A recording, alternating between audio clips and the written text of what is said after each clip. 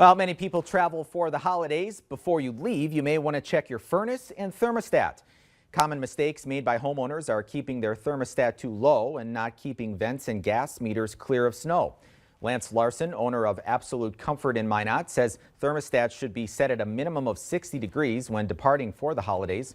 He says some areas of a house can be colder than others, so keeping the 60-degree mark will alleviate a room temperature dropping below freezing.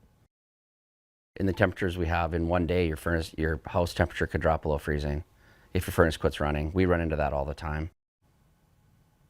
Larson says if something happens with your heating system, to check if breakers have flipped and that the thermostat batteries aren't dead before calling your heating company.